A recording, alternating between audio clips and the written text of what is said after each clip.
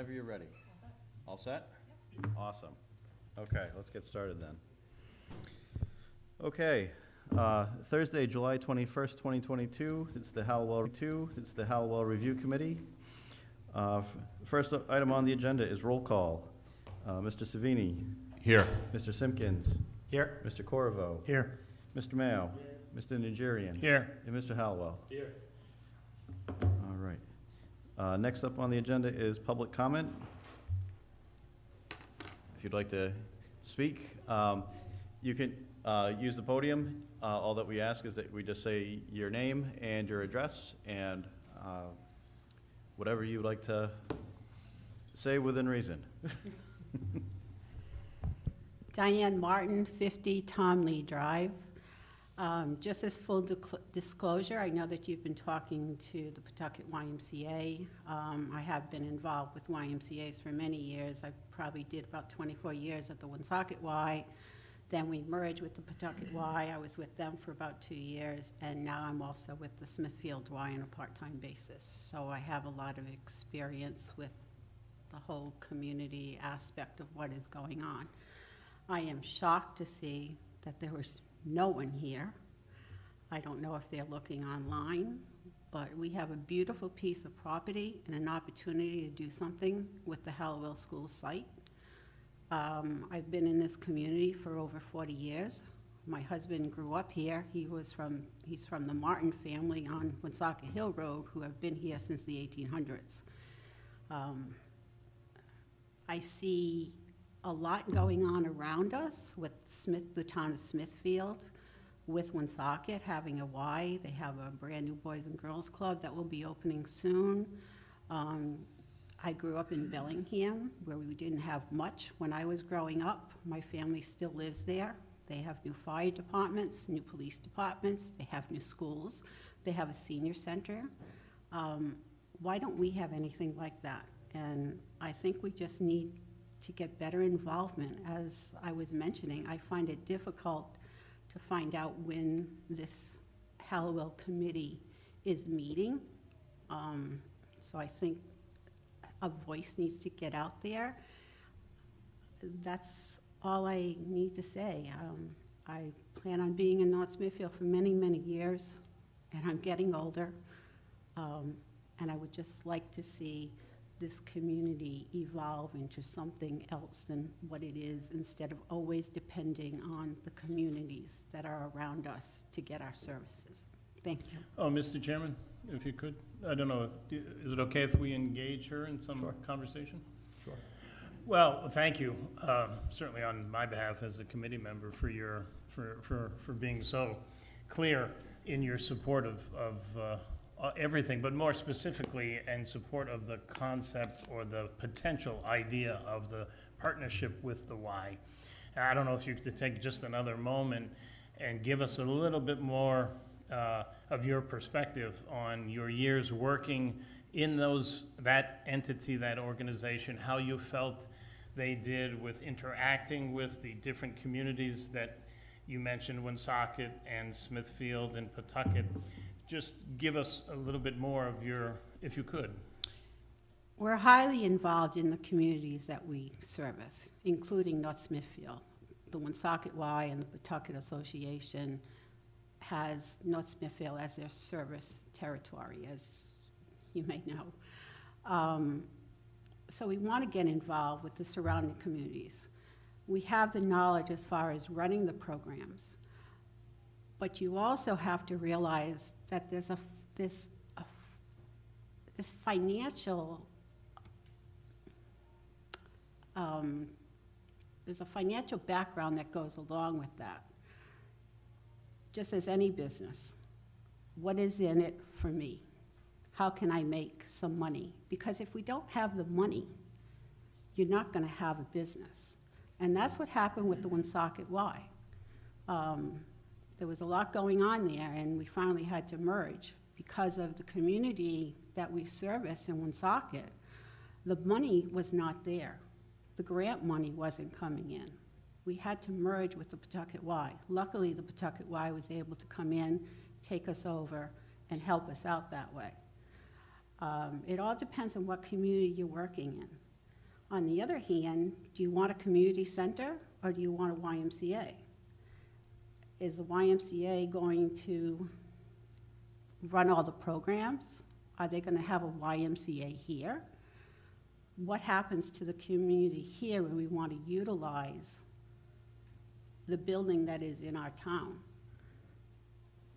Are we going to have that opportunity just to walk in or to call someone and say, we want to utilize the building for a meeting? Well, I can't do it because I have a spin class going on in that room that night. So you have to look at the whole picture and determine what you actually want and what is best for the community. But a YMCA, I have nothing wrong to say about it. My daughter started when she was 16 as a lifeguard at a Y. So they have the knowledge, but it's up to you in this community to determine what they want. Mr. Chairman, guys. Can I ask Diane a question? Sure. Now, Diane, just one thing too. If you don't feel comfortable answering questions too, you can certainly decline as well. Okay. I don't want to put you in a spot where you're feeling uncomfortable All either. right. Diane, we're thinking of building a building and then leasing the majority of it to the Y. We're thinking of potentially, I'm thinking, I won't speak for the committee, that we'll have our own section of that building which will be strictly for North Smithfield, for seniors, et cetera, perhaps overseen by the Y to manage it, but it would be our property. Have you ever been involved in a situation where the Y has been involved in a situation like that? I don't know how the No. Lincoln one is working, or Pawtucket. They're their own entity. First of all, when you say Pawtucket, Pawtucket has a family branch in Pawtucket. They also have, we do a lot with childcare too. A lot happens with the Pawtucket Y and childcare and infant care. McCall Y is also part of the Pawtucket Association. The Woonsocket Y is part of the Pawtucket Association, and there's also, it's in Westwood, which is in Coventry. They're also part of the Pawtucket Association. So I haven't dealt with leasing and running the different entity.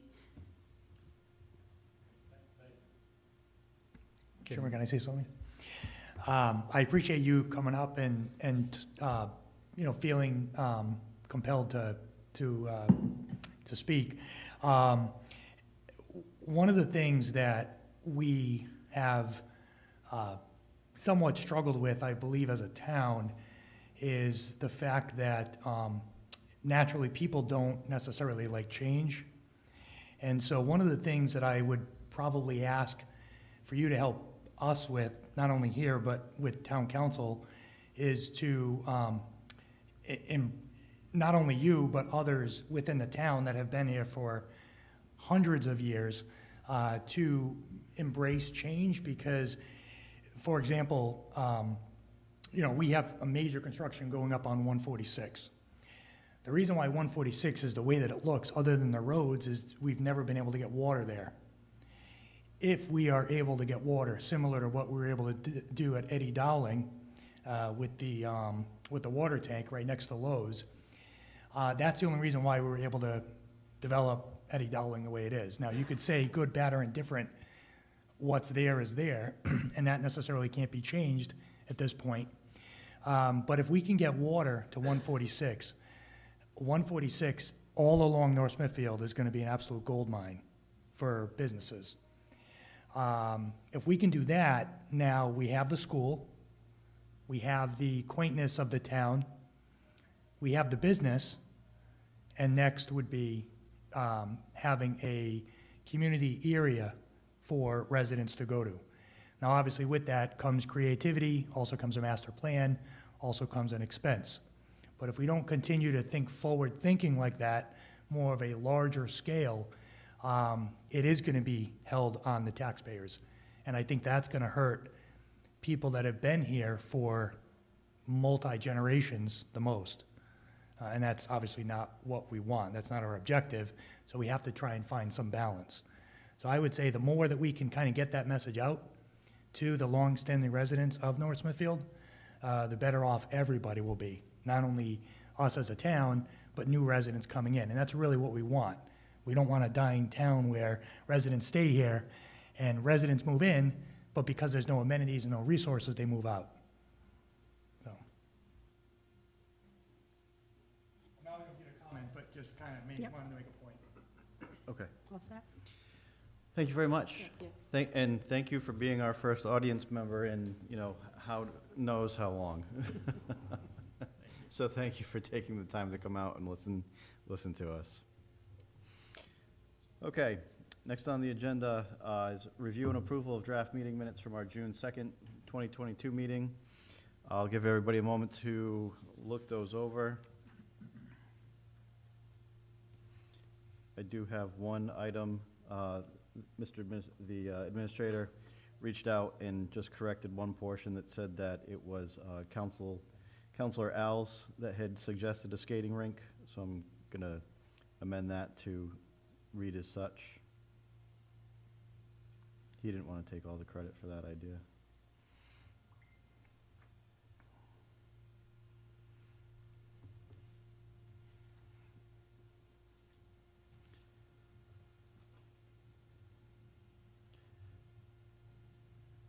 So unless anybody has any other further comments, I'll look for a motion to approve as amended. Okay. We have a motion by Mr. Mayo, second by Mr. Halliwell. All in favor? Aye. Okay. Sorry if I'm a little slow. I'm out of practice. Last time we met was back in the beginning of June. Okay. So for discussion, consideration, and action this evening, review of draft report to town council. I believe everybody should have gotten this last Friday. Gave you the weekend to take a minute to read over the rather lengthy 113-page document, but we're trying to be thorough. We've gotten our investigations done. So I think for this evening really is what I would really like to focus on is just first the executive summary. We can talk about that because that is ultimately going to be our recommendation to town council. My hope is that we can make our motions and recommendations this evening, and then we can go to the next town council meeting and request another joint meeting with them at a date to be determined. And then we can also make a motion that we finalize the report, so then that way I can provide that over to council so that they can start reading it in preparation for our joint meeting. So, executive summary. Are there any comments, questions, discussion that folks would like to have? You guys just want to go out and hear the music, don't you?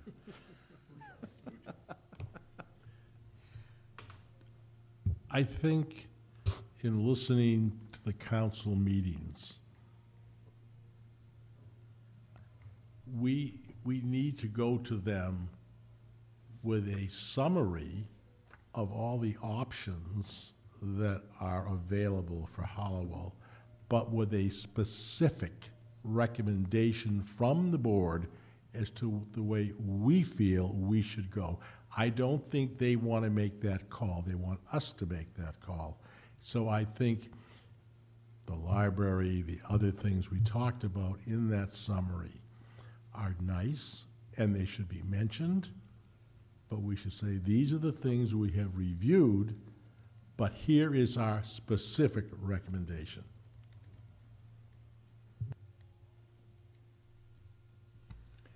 The other thing that I would probably,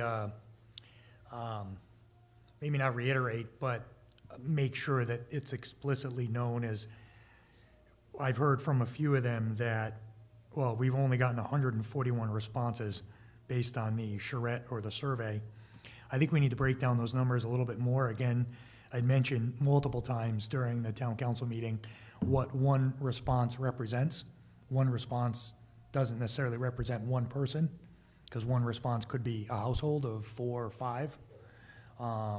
So I think we should reiterate that. I think that we should also show them again where those results were coming from, spread throughout the town, so they don't see it as just a centralized part of the area of the town that was given responses. Okay, so then my concern with that is, do the members of the council think that if we go forward with a master plan, we're just cutting all the public comment out? We're not gonna be listening?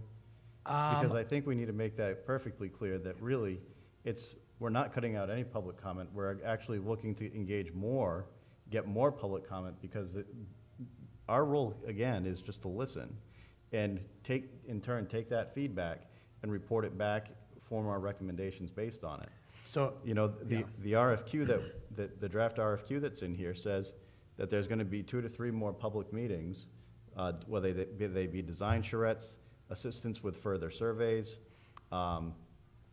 So it's not that we've stopped. We're gonna be continually getting feedback. So I think their main concern is that, and maybe I just envision it this way, I think their main concern is, well, how do we know that we've gotten enough responses from residents in town to move forward with this particular recommendation that the review committee is coming up with? So one of the things that I've said before, and I'll say it again, and because we have such a massive amounts of folks coming to our meetings, Yes. things are gonna be run by the people that show up, bottom line. So if people are caring enough to come, voice their opinion, like they did at Pumpkin Fest, then we're gonna take all that information to heart. And I can't count the number of times that I've said during these meetings, we're listening. I don't know how many emails the rest of you folks get. I don't get that many in regards to it. Going through town with conversations, whether we're at a baseball game, a soccer game.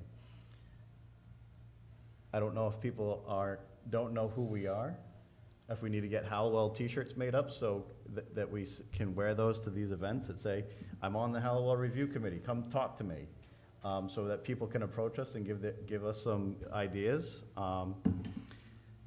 Because getting feedback from every person in town is going to be extremely difficult.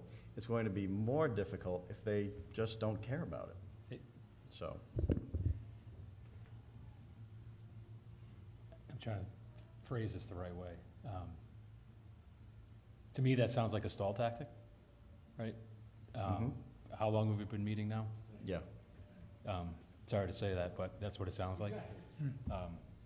I think we need to keep the executive summary very simple. It should be 3 points.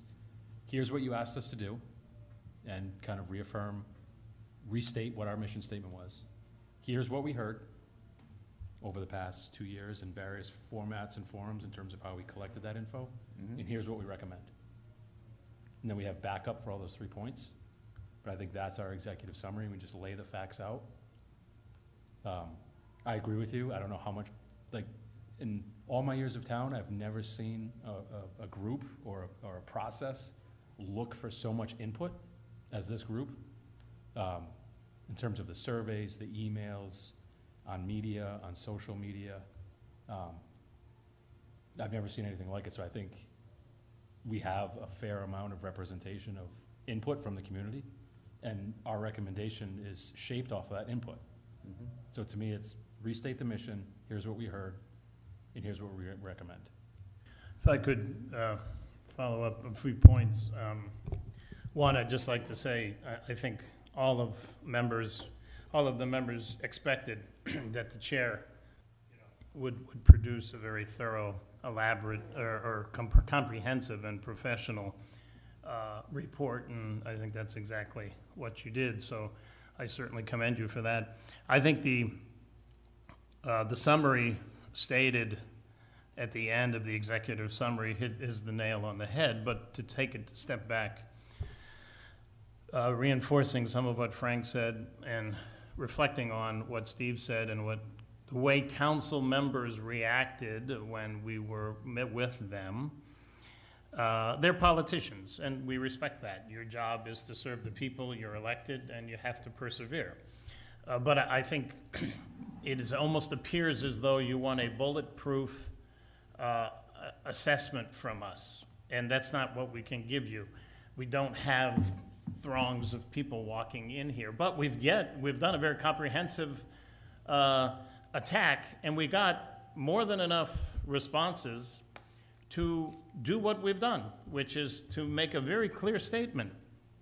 Multifunctional, multi-use building. It keeps open the opportunity to further explore the YMCA multi-functionality with the town, and it wraps it all up into one phrase, multifunctional building. That is the summary of what everyone said, and we all know politics. Everyone will know who this committee is when the bond is on the ballot. That's for darn sure. And they'll all have opinions when the bond is on the ballot. They don't have the time for it now, but when you're asking for money, they most certainly will. And that's not to say anything negative. It's human nature. When the need is there, when the attention is there, so is the response. Frankly, though, I don't think any one of us is disappointed by the amount of input we've gotten from the Pumpkin Fest and from the survey. I mean, we were asking them very abstract questions, things they had never been asked before, but things that were on their minds, and they responded.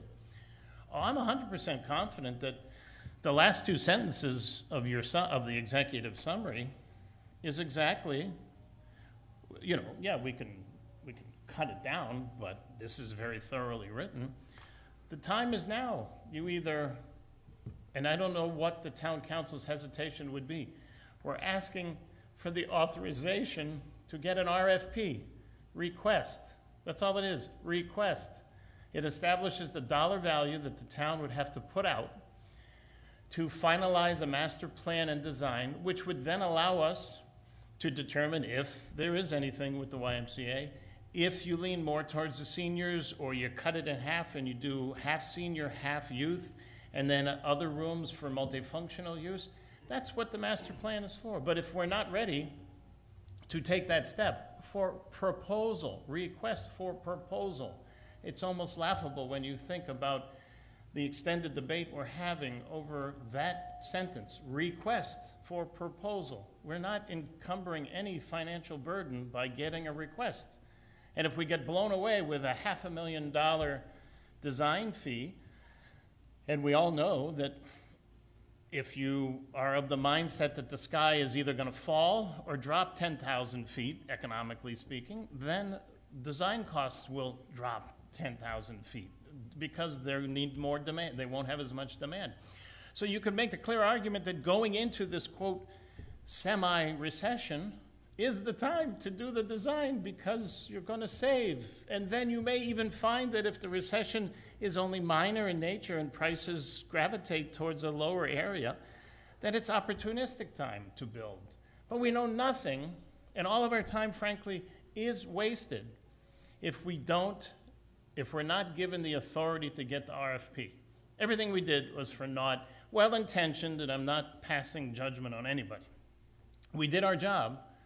And I see no reason why the town council wouldn't authorize us to get a proposal, a request for proposal. You can't be any more clear than that. Qualifications, I think it's important to point out that we paid a company to hold a public charrette, and I feel like we as a committee, between our appearance at Pumpkin Fest, any other public appearance we were able to make, and the survey that we sent out probably generated a greater response than what we got, equal or greater response than what we got at the charrette. So you combine those two together, and I think we've done a good job of reaching people out there. I have to wonder how much more does the council want us to reach out? And is this expectation higher than other projects or other ideas or other things that have come before them. So we can continue to reach out and we can continue to solicit input, and we will continue to do so. But at this stage, we need to take action and move forward. Otherwise, I think we are just spinning our wheels at this point. Going back to what I said earlier and started this, reading the council's personality, they're looking for a specific recommendation from this committee. The more we expand the options, areas of concern that we could investigate more ideas, is not really, I don't think, what they're looking for. If anything, like somebody said, it could be a stall because they don't want to address it. And that's not what I'm saying it is. I'm just saying that I feel it's important for us to give them a specific plan. They can accept it or they can reject it. And what we're saying is, all we want is the authority to get an RFP out there. That's it. That's a very simple plan. So a few key words that I hear from the council the couple times that I've spoken in front of them. One councilor said that they'd like to know what the puzzle pieces are. And I think we're at the point now where we can we've clearly identified what those puzzle pieces are. Does that mean that they're going to fit into the entirety of the final puzzle? No, Well, it doesn't. But, you know, we've now gone from pie in the sky, the sky's the limit, we can, you know, have a cotton candy factory down there, we might want to have an Amazon warehouse down there, we might want to have a community center down there. I think it's been pretty clear the needs and wants of the folks that have responded to us, that we have engaged with, that these items now need further exploration, and that's where the master plan comes in. So while I understand the specific recommendations, we can say we're clear that we want the multi-use community-based site, fine. These are some of the items that could be in there, but we need a professional to come in, help us figure it out if that's going to work or not. So that's kind of some of the formation of this report, is that putting this together was clearly identifying those puzzle pieces. If we don't like the puzzle piece analogy, I can go over to Lego bricks and say we have all these bricks and we're putting it together. You know, you can pick and choose, but. my reply back to that would be like, I feel like I have a puzzle in a box sitting there to play with, but you're not allowing me to play with it yet. So I think we're at that step to say, can we put this puzzle together, right? Like, they want the pieces put together, but they haven't given us the authority to figure out how to put it together yet. So I guess to ground this a little bit, because a lot of what people have mentioned are, it's already actually wrapped up in this executive summary. It's just in a very wordy sort of way that kind of meanders its way through a lot of these points. You know, I wonder if, you know, the general feedback here is that we need to focus in on a couple things for this executive summary section and to really highlight, you know, what the next step means. And it's encapsulated in that, you know, the last paragraph there, what we're asking for, but we want to make sure that that's the real standout here, and that's clear that we've done the work. Like you said, Frank, you know, there's sort of like three points, and you could almost like put headings above these and highlight those so that there's some focus to it, because what they're going to look for is, what's the takeaway, you know, like, what does the next step get us? Because I think that's what's not really coming across, and you're right, like, you know, the next step is to take these pieces and put them together and come up with something specific, but that's what the next step is intended to do. And I think the council needs us to help them realize that. Well, I guess if you looked at that last sentence of the executive summary, even though, as you say, Chris, the bullet points are scattered throughout the report, and it's not that hard to pull them together, but you could add another paragraph below that and put our bullet points and say, obviously seniors, have been the most vocal, they've been the most specific as to their needs and desires. The youth have been silent because they don't have a voice other than technology, and we haven't been able to engage them. But everyone here knows that the youth should be given a purpose in that building. And the multifunctional aspect is with regard to general committees and organizations within the community that should always be given the opportunity to have a meeting if they need a meeting. That's not complicated. So there's 3 bullets right there. We have the outdoor activity ideas. But then, as Jeff always talks about, and we already know, part of the next answers come from the professionals. We give them a basic roadmap and say, stay within these 3 lanes, and then tell us where our strengths and weaknesses are. And then council engages us with them, and we go from iteration 1 to iteration 4 that says, okay, we're getting closer to what we really think galvanizes this, and then fine, at that point, that's why you do the master plan and the design work, so that we can find something that we could then budget, and then do the analysis of how and why and what and if. So I don't think we're more than 3 or 4 bullet points away to just allowing someone to just look at that one paragraph and not read the rest of it if they don't want to go through the minutia. But it's not minutia because it's important stuff. But, I mean, we could do that in 5 minutes. Yeah, The other, I'm sorry, go ahead. I would make sure that we would certainly encourage that the council read the entirety of the report, because it will be evidently clear if they don't. The other point I think we want to make sure we make in a presentation is, because there's been a lot of talk about, well, what can we do beforehand with some outdoor activities, some trails, maybe a basketball area, a tennis area, a water park thing. You have to explain that we need a master plan so we can put those things into what will ultimately be the final plan. And- So you need the master plan. And that was described to them at the last meeting that I attended. That was the point that they were Yep. Because, you know, we could recommend that there's a splash pad down there. Exactly. That's gonna still need engineering, it's gonna need, you know, bid documents, and design, it needs to be located appropriately, so. You Can't do you- that without a master plan. I think what also needs to be identified is that the master plan takes care of short-term and long-term goals. It's as simple as that, you know, and I feel like the couple times that I have been to the council meetings, I've said that till I've been blue in the face.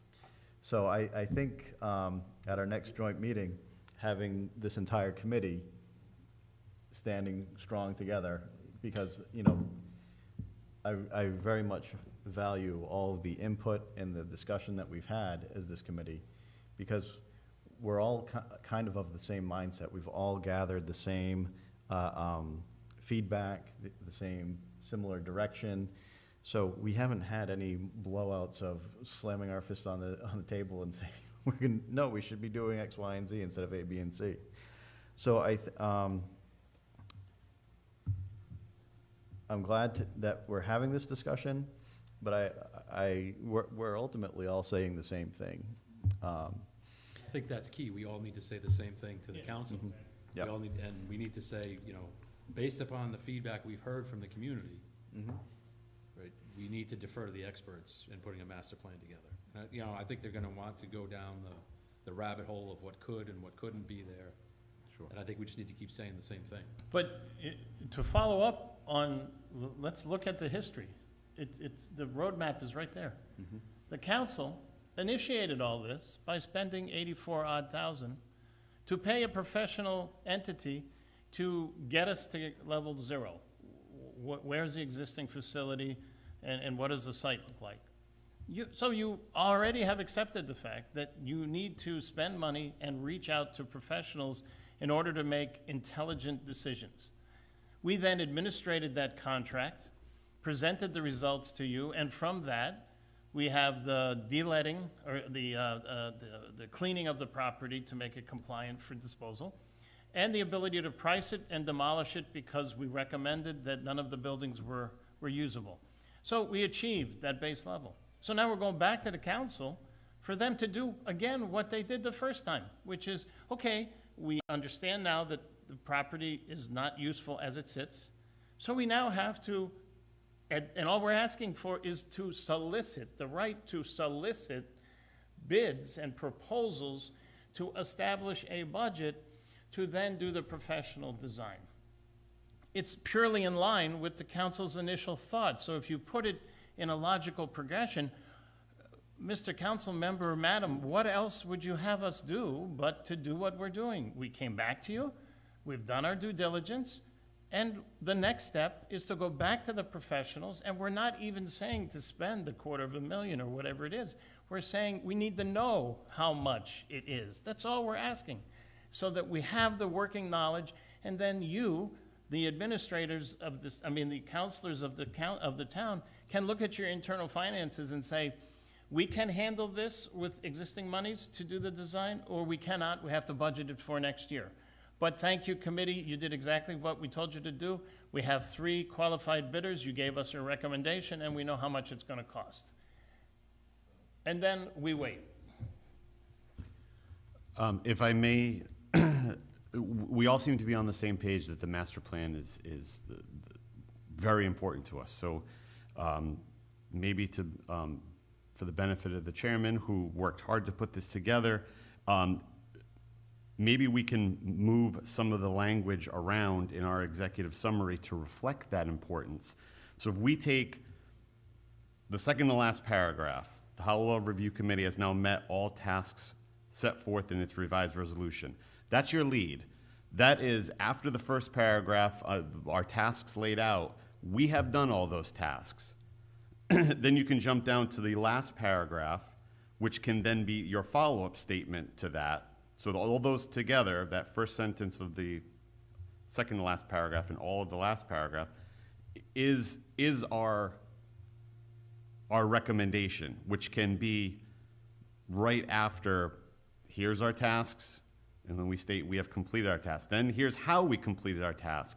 We could possibly even, then you can leave the rest after thorough so it's the second to last paragraph, after thorough investigations. That can be your end, and maybe with a little language change can be the end, but it kind of has a punch at the top, and then it summarizes at the bottom.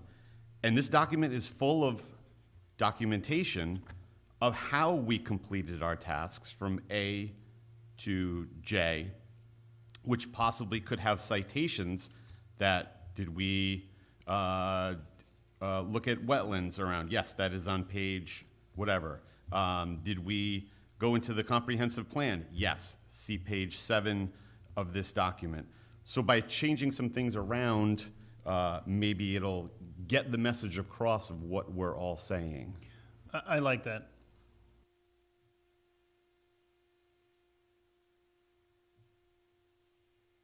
Oh, and you know, another thing that part of when we're trying to sell this, if you will, to the council, because in essence, who are we kidding? That's what we're going to be doing when we're meeting with them. We're going to try to understand them, but sell them on what we're doing. This document is the bulletproof vest. It is the justification. So when you do, council members, make the decision that we hope will be made, anytime anybody asks you, Bob, by the way, did you think about this? Well, yes, ma'am, I can show you right here in this report that we did our committee did an exhaustive review of just about everything they could think of. So we will have given the council through this extensive report, very thorough, all of the justification they need to substantiate the decision to get the proposals.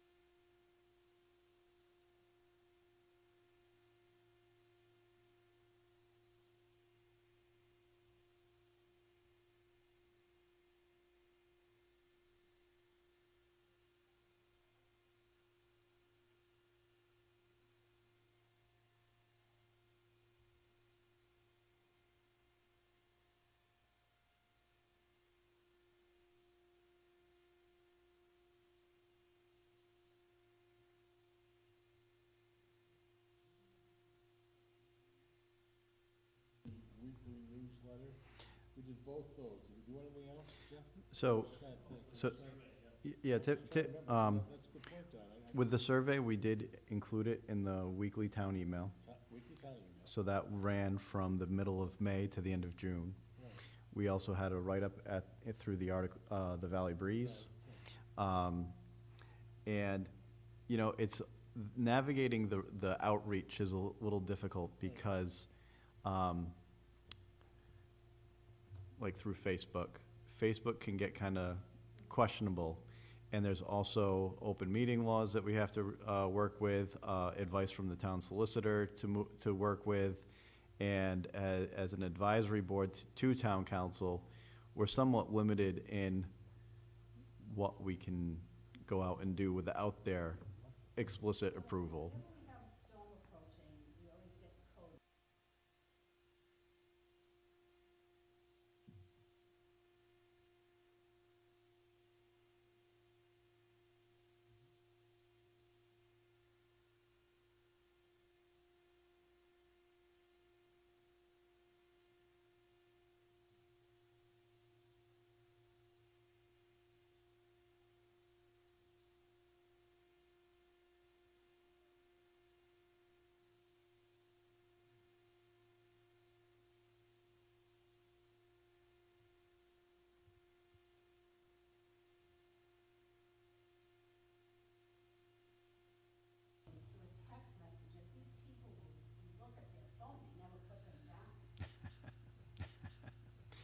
So, Mr. Corvo, maybe that could be something that's brought up at the next town council meeting for how to better outreach, not just with the Halliwell committee, but also things like the planning board, zoning board. You know, Mr. Nigeri and I can speak to those boards a little bit better, just because we've certainly heard, we know there's legal requirements for advertising for projects, but then we'll hear people come up in like and they just will speak at the podium and say, well, we just found out about this project 5 minutes ago.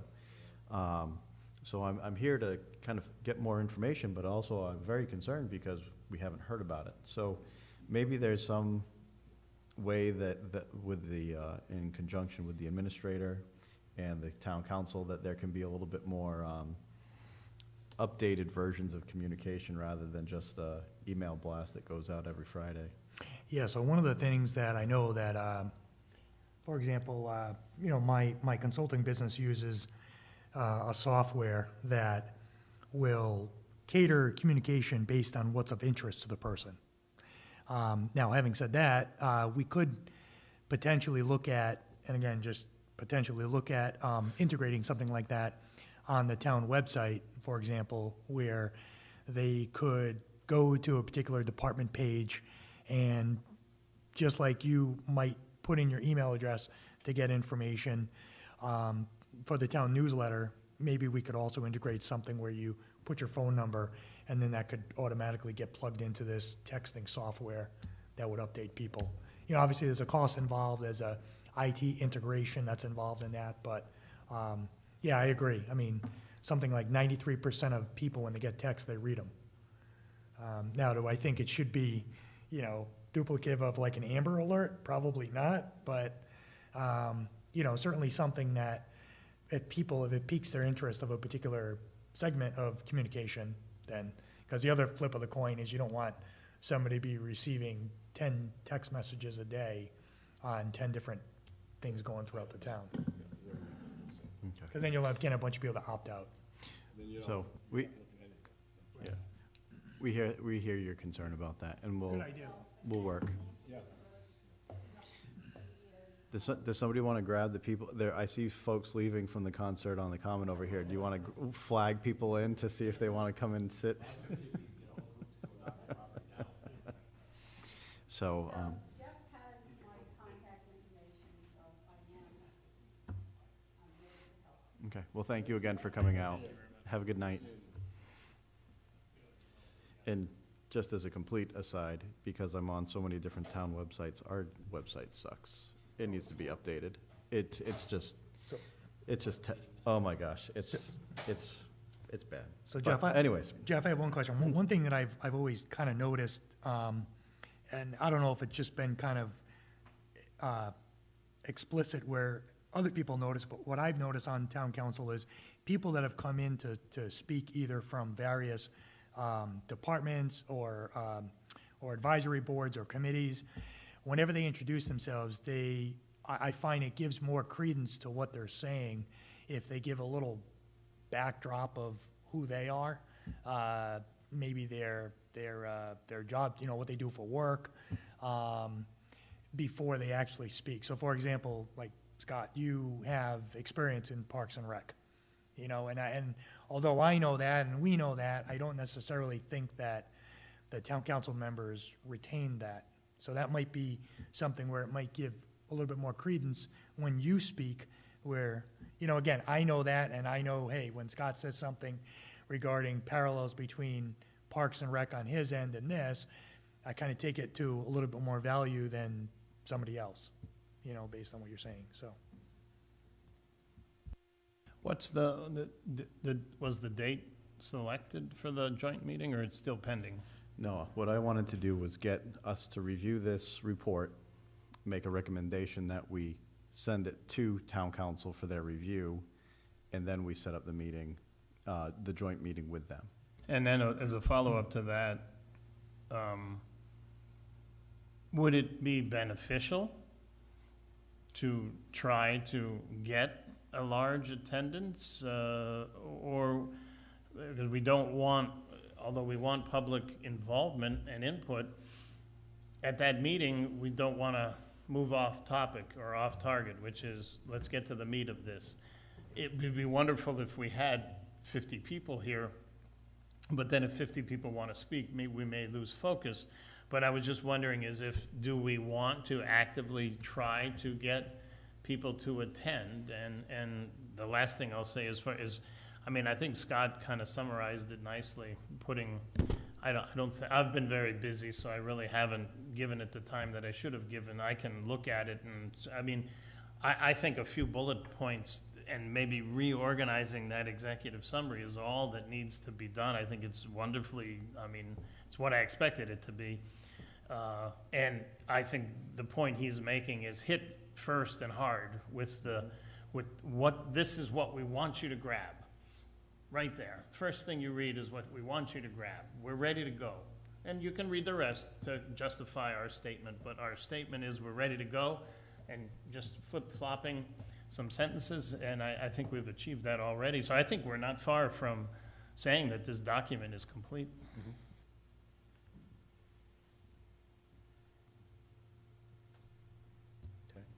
So Steve, how do you feel if 50 people show up that night? Yeah, I mean, you'd have to call for a public hearing in order for that to happen. Otherwise, you'd have a bunch of people during open comment, and they'd really be commenting on something before we engage the town council. So I personally wouldn't. So we could treat it similar to how the MBRTF has been going about the situation with the police station. We can have our joint meeting, make our presentation to town council.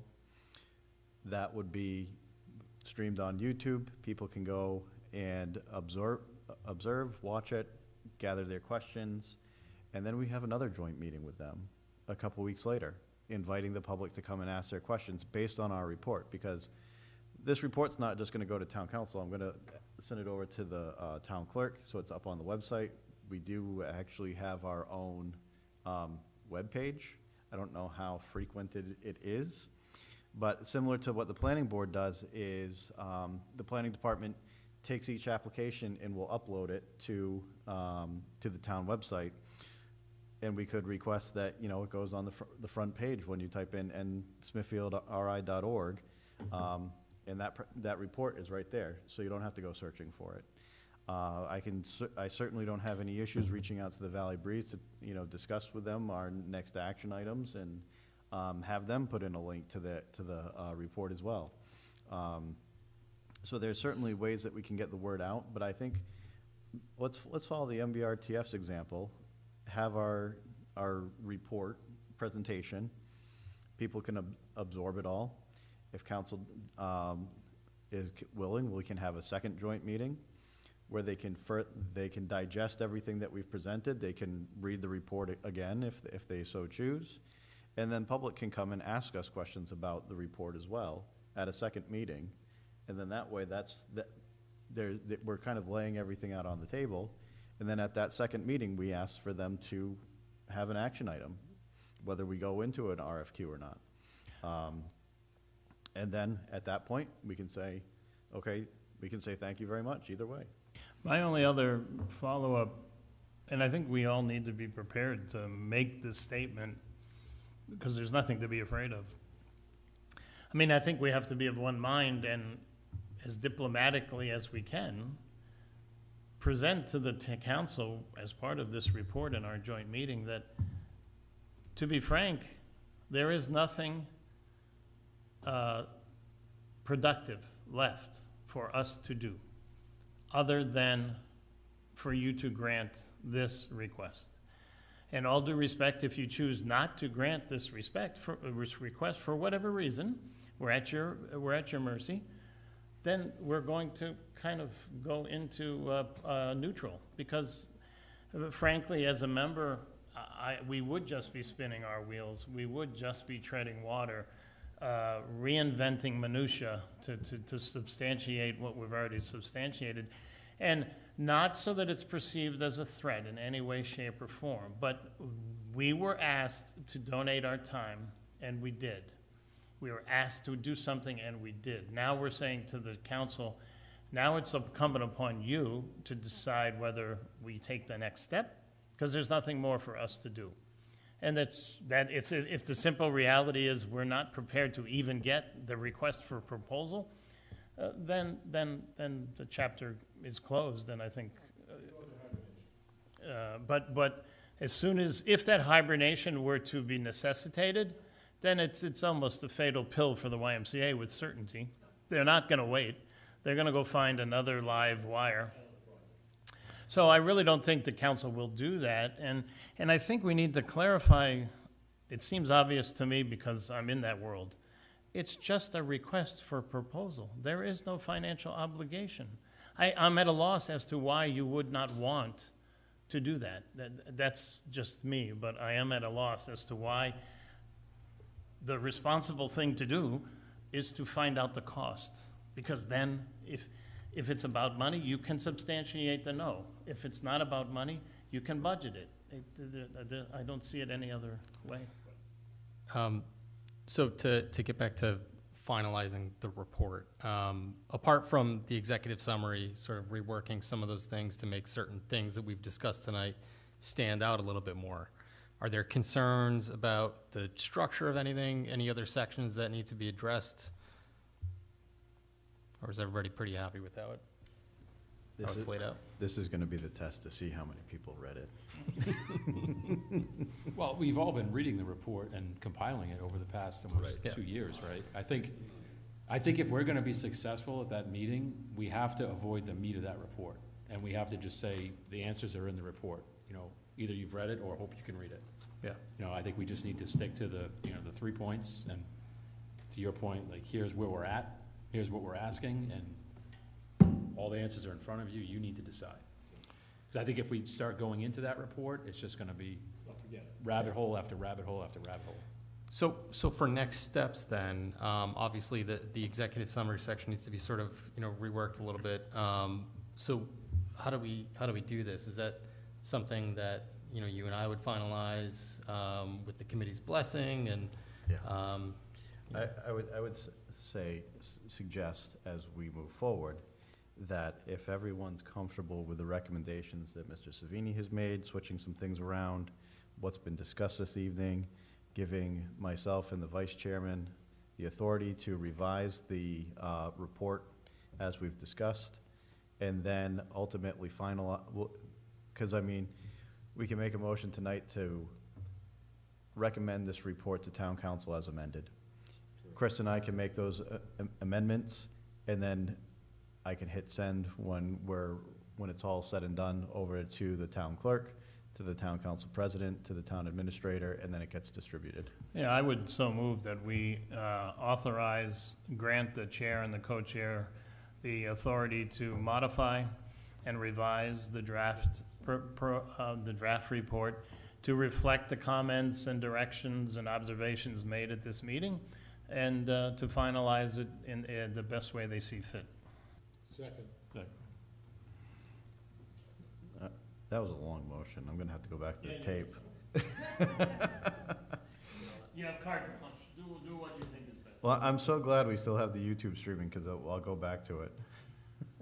Well, I wanted to be concise. So we have a motion by Mr. Najarian, a second by Mr. Mao and Mr. Halliwell. Are we all in favor? Aye. All right, we're all in favor of that.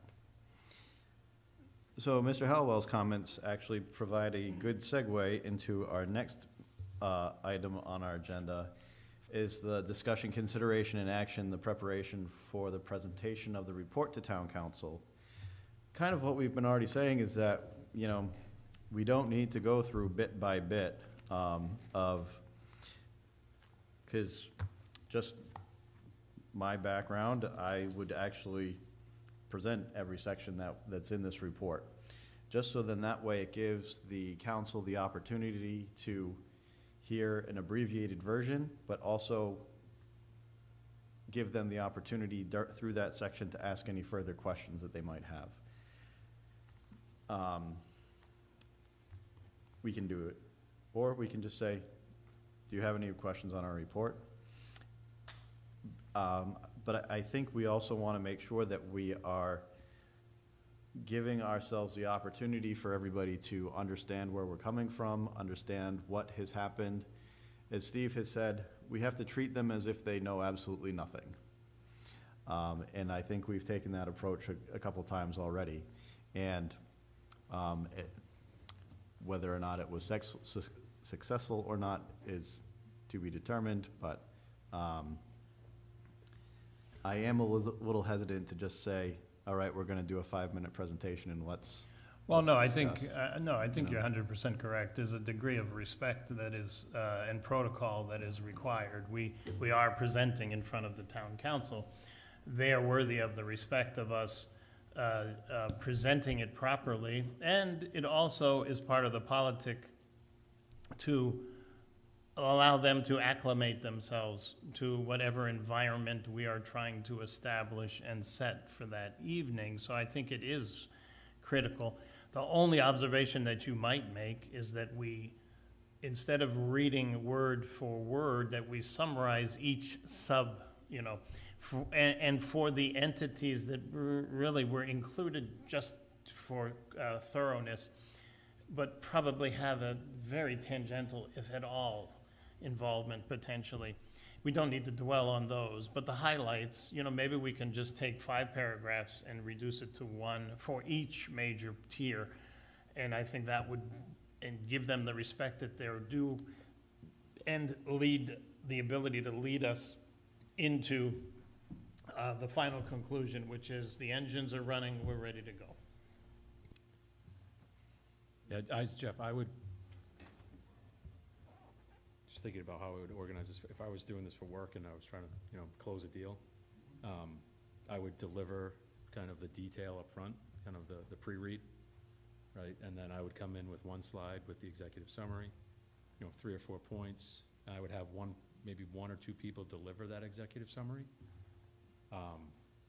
Maybe like 1 line for each point, but then speaking points for each point to back it up. And then, I don't know if the first point is the ask or the close is the ask, but I would keep it to short, sweet, concise, brief, with the ask in hand. I agree, but I think the ask, you might as well shoot the first bullet. The ask should be right off the top, and then you substantiate the ask by the rest of it. But you can look at it both ways, so whatever the majority opinion is. Yeah, I think at this point, we're very clear that we're going to recommend we move forward with a master plan. At the end of, if we're going to present it, we can certainly do a quick presentation of the executive summary and say, ultimately, we're recommending us to move forward into a master plan and an RFQ. then at the end, you know, and then we can say, and here's why. We hit all those points. And then at the end, again, we are asking the council to revise our resolution to allow us to move forward with an RFQ. I think we got to hit it at the front, at the beginning and at the end. Just make sure that there's no questions about it. All right, thanks, Steve. Well, as far as presentation goes, I think there's a couple of ways you could go about it. You could use the first part of the executive summary, points A through J, as slides and say, we would like a, you know, we recommend a master plan. Here's why. We were asked to complete these tasks. Task 1, review the public facility needs of the town. A couple of bullet points of how that's been completed. Or you could just use the body of the executive summary as a guide to the bullet points that you want to touch on. So there's a couple of ways, but it's really, I think the executive summary, the way it's been written and laid out, gives you the roadmap. It's just deciding what form, and I'd have to think more about that.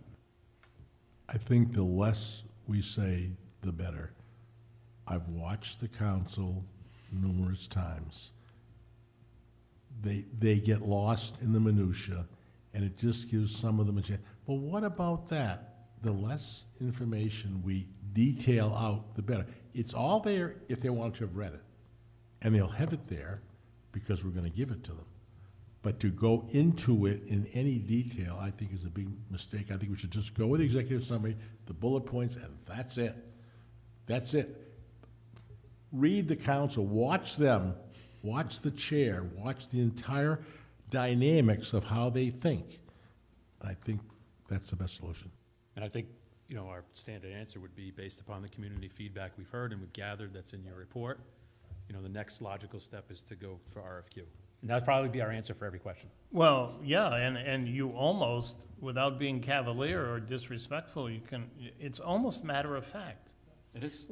When you look at the logic of what this is, Mr. Council Member, Madam Council Member, what else? There's only two things we could come to you and ask.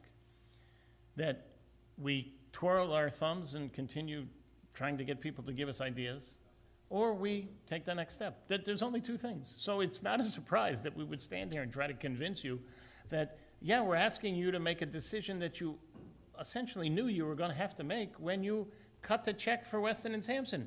Otherwise, we wasted $84,000.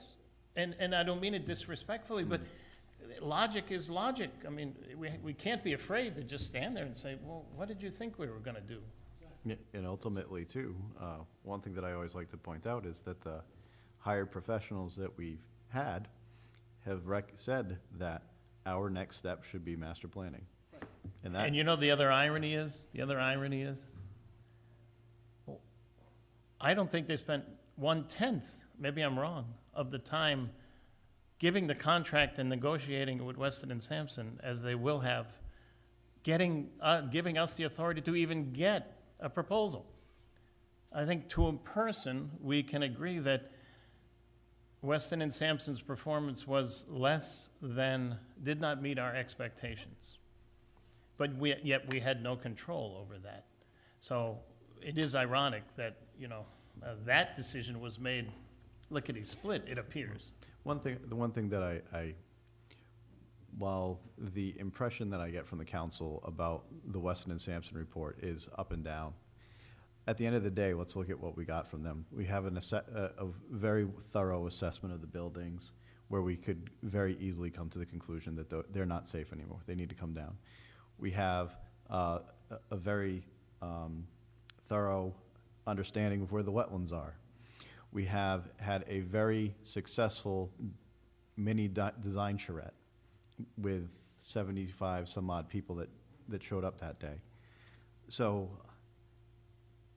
I think the level of expectation that some of the council might be having is that there's the hesitation, well, they didn't get everything that they wanted out of the Weston and Sampson report, but we still got these really good things that we've been working with. So I think that we need to shift the focus from whatever negative thoughts they might have on it to, well, let's really focus on what we got out of it, because we did get some good stuff out of it.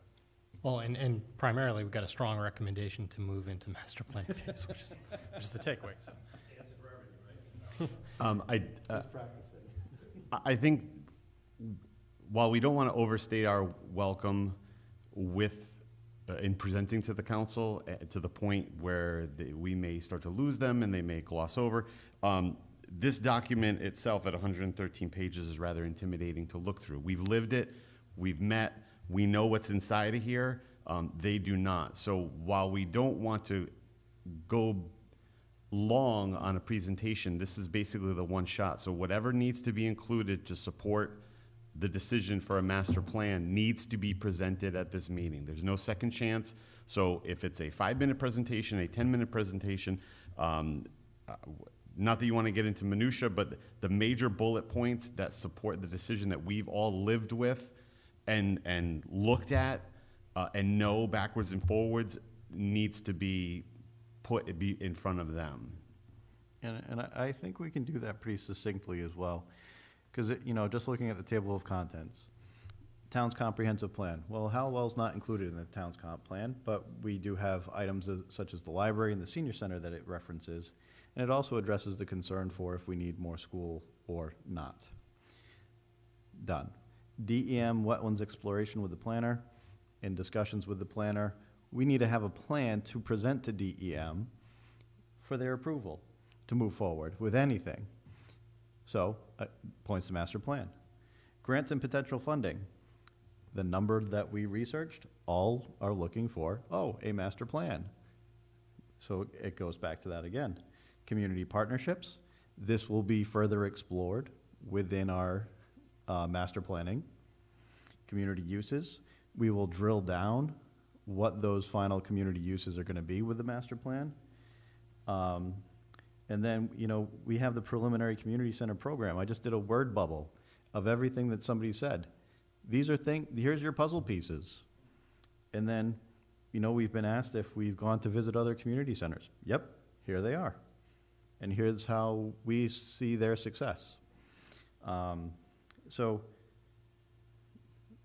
that's the abbreviated version of it right there.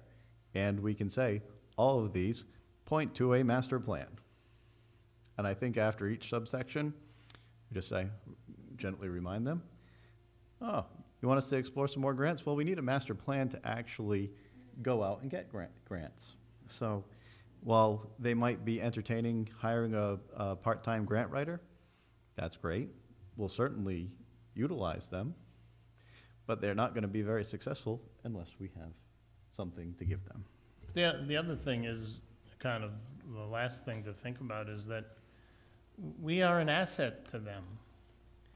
There are people in this community who, especially the elderly, the seniors, along with anybody who filled out the survey, at some point they're waiting and watching. So we are actually an asset. We're not a threat. We're an asset to the town council. We are making their job easier by facilitating and moving this process along. And if we keep it in that positive vein, in addition to that method of presentation, there's no reason for any extended debate. There really isn't. I mean, we are not adversarial in any way, shape, or form. We're actually trying to make them look good, which is part of our job. Did the council said we only had 100 and something responses? Is that what you said up front?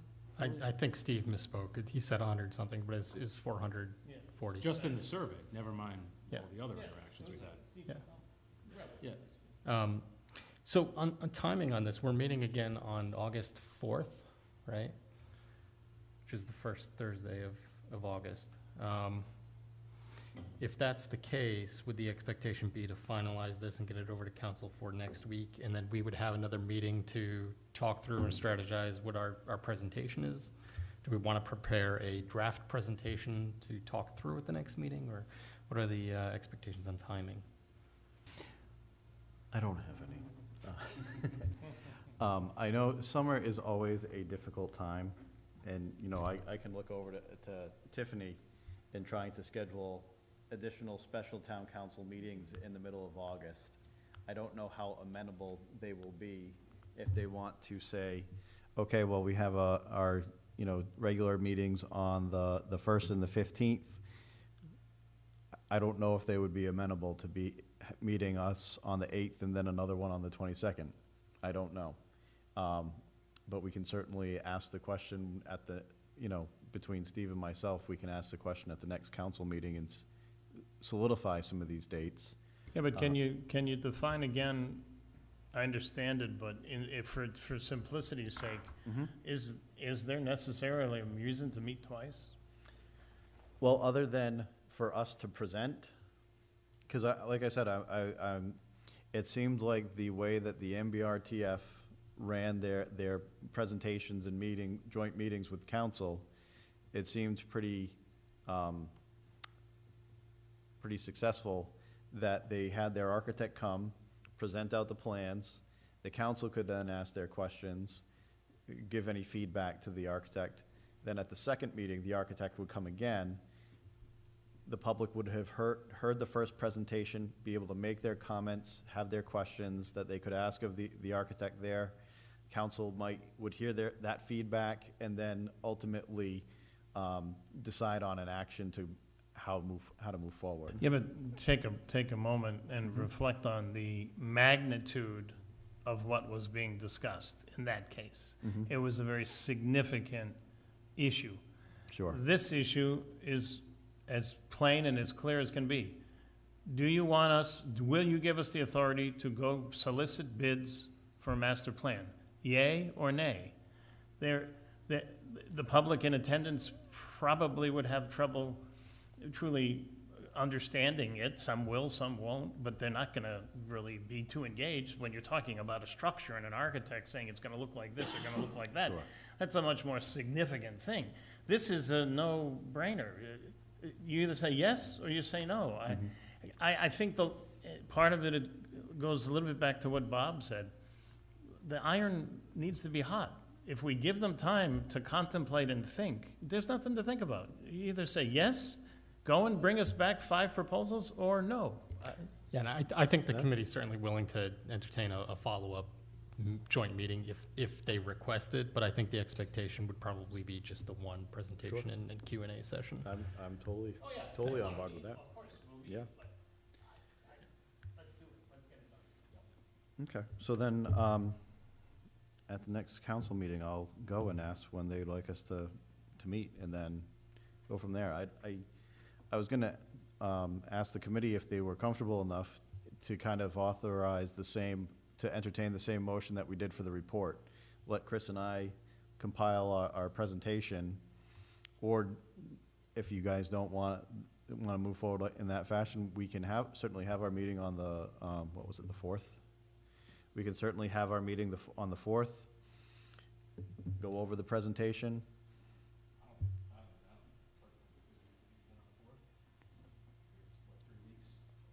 Well, to do what, so that you could Just to put the presentation together, say, okay, here's the layout, here's how we're gonna go through it. You know, Steve at one point had mentioned that he'd like to see everybody from the committee talk. If we're gonna be pretty concise, it might be just as easy to have Chris and I talk. So, you know, I'm not gonna dictate what everybody else thinks we should do, but, I personally think you guys should, you know, go with the motion and amend it, write the executive summary, you guys come up with the script, right? So here's our ask, they're gonna ask questions, and then we could kind of rotate in answering questions. Yeah, I think there's certainly enough trust that, you got a campaign to run. that you guys can, and, you know, if you need help, I'll be happy to help you. Sure. And, you know, getting to Steve's point, which is still valid, if need be, if it's the right thing to do, each one of us could stand up and just give a 1-minute who and what thing, if that's going to help, so that they know clearly what our backgrounds are and aren't, if that's going to be beneficial. It would only add to it. Well, they should. I agree with you. Yeah. I think our value, I think, I think letting Jeff and Chris take the lead on the presentation is wise, but I think where our role comes in is being present so we can get everybody involved. And then when it comes question and answer time, that's when we can interject our knowledge on those subjects that are brought up by the council. And we can certainly, you know, between Chris and I, we can also, you know, just say, oh, Scott worked on that part of the report. He's best qualified to answer that question. Frank worked on that part of the report. And Frank, we'll let you take that question rather than, you know, try to have everybody go at something else at once. Oh, off topic, but any word on demolition? Is that dead in the water? The lot. We sure can. Not all kidding aside, like I've been asked like 5 times in the past. That's the problem. When is that? They haven't acted on that. You think you're gonna act on this? No, they haven't acted on that. I could have got 5 Ma- bites that you could tell. Tiffany, I'm going to put you on the spot. Have you gotten a request for proposals from Mr. Pendergast on the demolition of the building, demolition and abatement to post up to the website? Okay. I was going to ask Ray that question, but I, alas, did not have time the past couple weeks. So I'll certainly follow up with him, because that has also been on my mind. If that has been approved you know, I know it was budget season. Budget season gets a little crazy, but still, that was, you know, Could I make an observation? sure. If they haven't acted on that, it may be a pipe dream to think that they're gonna act on anything, the next step. You know, I did, I did drive by DPW and I saw a lovely bulldozer that was just sitting there, ready to be used. Until they act on it first, they're not gonna act. So, You don't even have a cost for abatement, right? they got they don't have a proposal for abatement, but they did get a cost estimate. No, we haven't even made the test samples yet? No, that's all been done. And then with the sampling and everything, they gave us a cost estimate to abate the property, so, But that hasn't been acted on. no. So here we are. It is lovely to spend time with you guys, I must say. I do enjoy it. And Jeff, the last thought I would have is, it may not matter, but I thought I'd throw it to you, get your opinion. Would it be of any benefit for you to give your reasoned thought as to what you have seen in the market for this master plan costs for a project of this nature? Would that be beneficial or not? That price is pretty much gonna stay the same. If they put aside a budget number, like I've been recommending, the 120 to 150, if they put that aside, we will get a very well thought out master plan.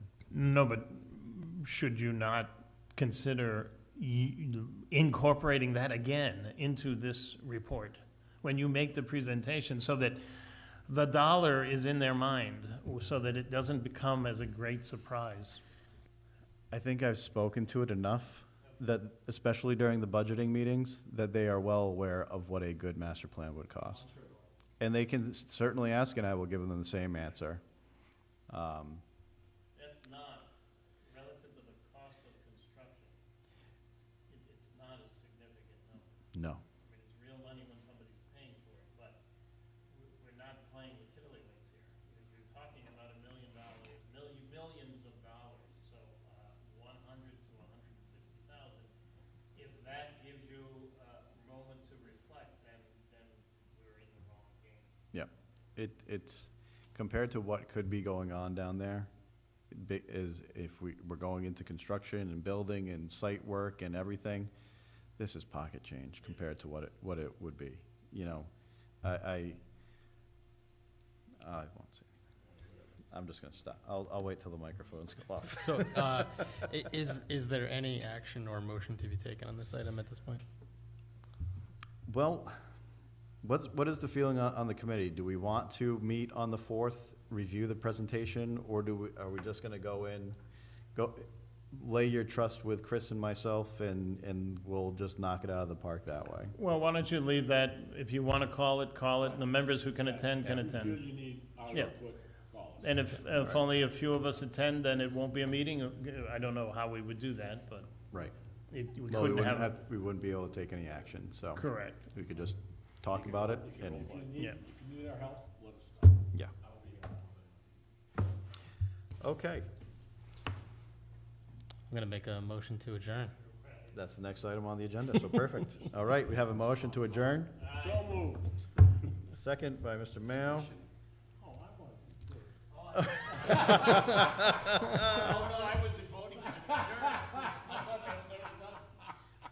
All in favor of adjournment? There we go. All right, thank you very much, gentlemen.